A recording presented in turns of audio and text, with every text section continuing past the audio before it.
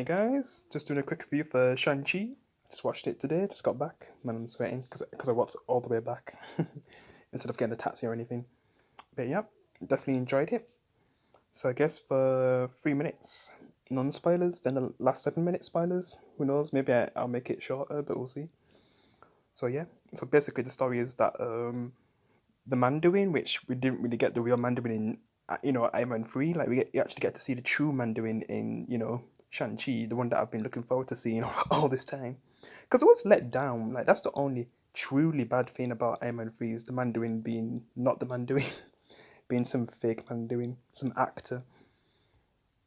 Yeah, and even let's just say they do things with the fake Mandarin in this movie too, which I'll get into with spoilers. But yeah, yeah, like it gets mentioned and stuff. But yeah, basically we kind of see how he actually got his legacy as the Mandarin, all the things he did and conquered with the 10 wins, because Shang-Chi and the 10 wins, like the 10 wins are the most important thing in this movie, obviously.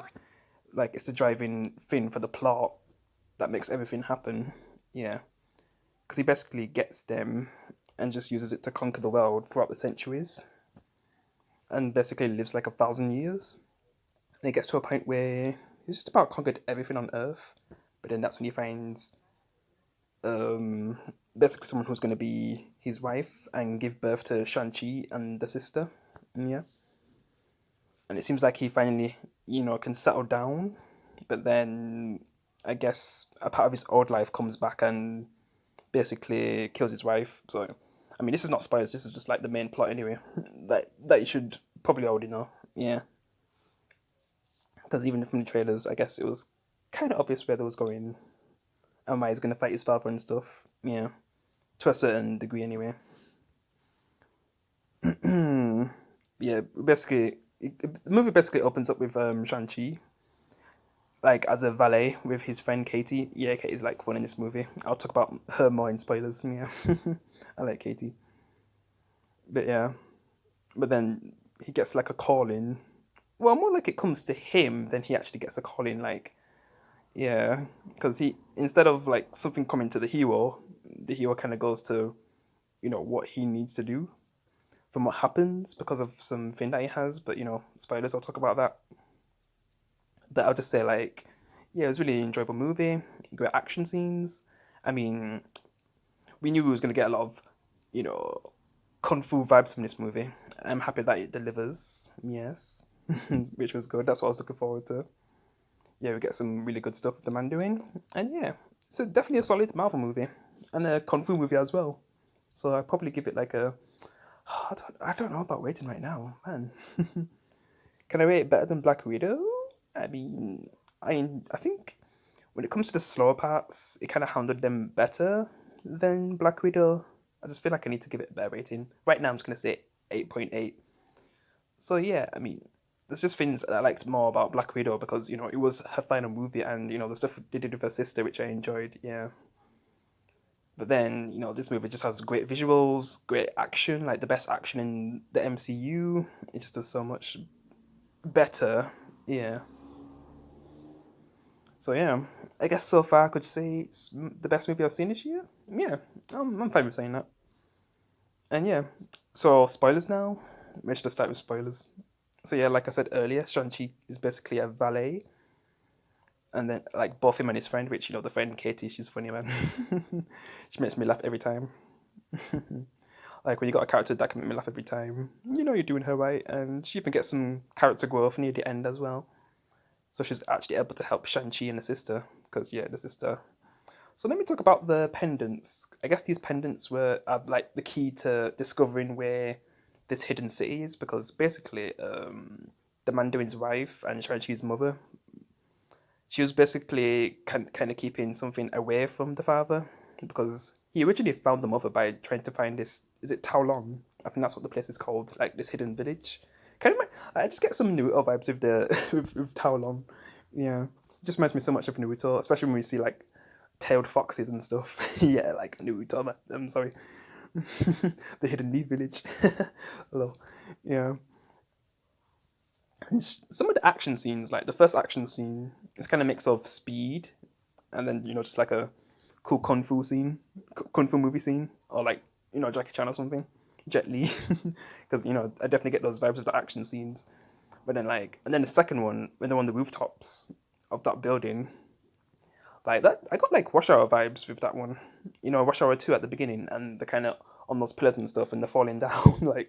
Yeah, it's just a lot of cool action scenes. And the village one, I guess that's the big one. I kind of prefer. I think my favorite action scene is the one on the bus. Yeah, with the speed situation and just like that was a cool first fight scene, man. That was awesome. Yeah. But yeah, as I was saying, these pendants hold the key to finding, I guess, the mother's village, because the Mandarin, well, he actually has a few names. We actually do learn his real name in this movie, because his wife called him his real name. But yeah, because the Mandarin like kind of hears her voice still, in a way, and it's telling her to go. It's telling him to go to the village, saying that she's being held prisoner in her own village, and he wants to free her. But we find out later on that is actually a trick, because I kind of got the vibe like, no way, she's getting held hostage. I don't think it's one of those situations where the villain's actually right. It's kind of obvious that he's wrong, and it's actually a fake voice that's kind of making a great evil breakout.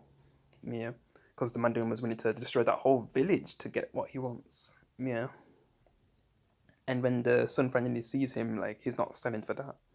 Yeah, and before then, like he needs to meet his sister, because since he kind of got hunted by these people from his father, like the guy with the sword and stuff. Yeah, because he actually gets dependent, and Katie like she's trying to drive the bus while all that's going on. Like that was a great action scene. The guy recording like live streaming, like what the hell.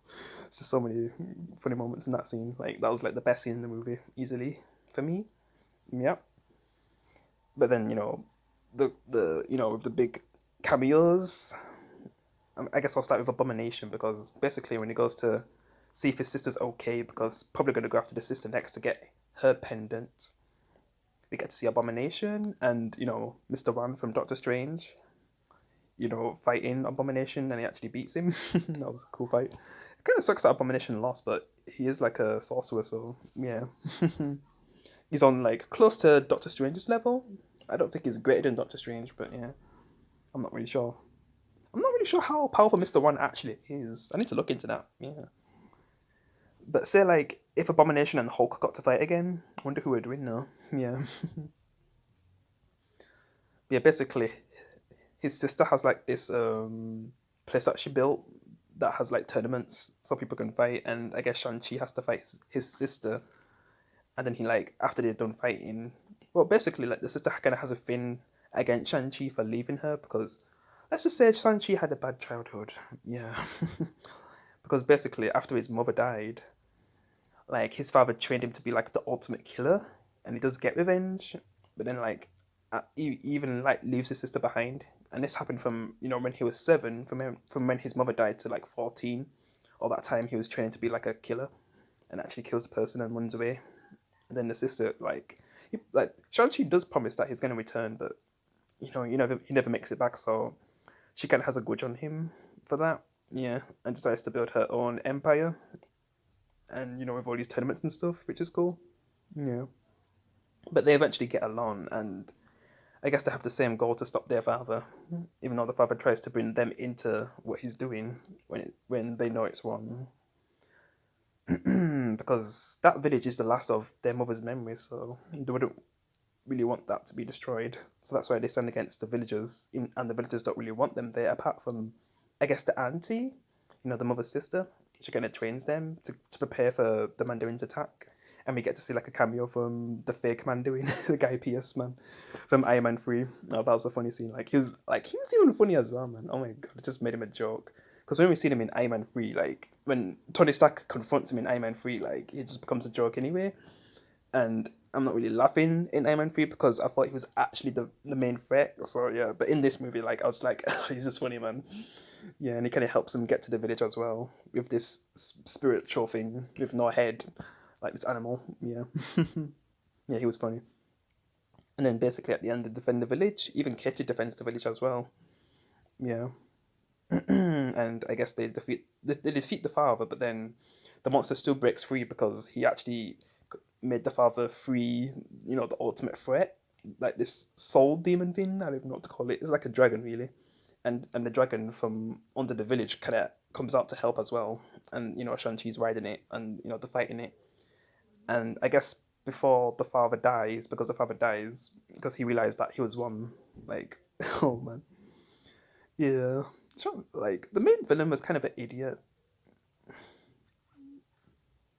I mean, it's kind of better than what we got in Iron Man 3, but yeah, still an idiot. Yeah, but I guess he just wanted his wife back though, but he kind of made the wrong choices, so he got him killed. But then he gives the wins to Shang-Chi, and Shang-Chi defeats the monster. And then after that, like, I guess they go back home and tell their friends the story, which was funny. And then Mr. One comes to pick him up. We get to see two of the Avengers, Captain Marvel and Hulk, but as Bruce Banner, which is good. So maybe there's hope that we actually get to see the real Hulk again, and see Hulk and Abomination fight, which would be cool. Yeah, because basically I think they're part of the Avengers now, and there's this with the 10 rings. I guess it's something really ancient, but I don't know if it goes back to like to tie into the Eternals. So I don't know if that's what they were setting up.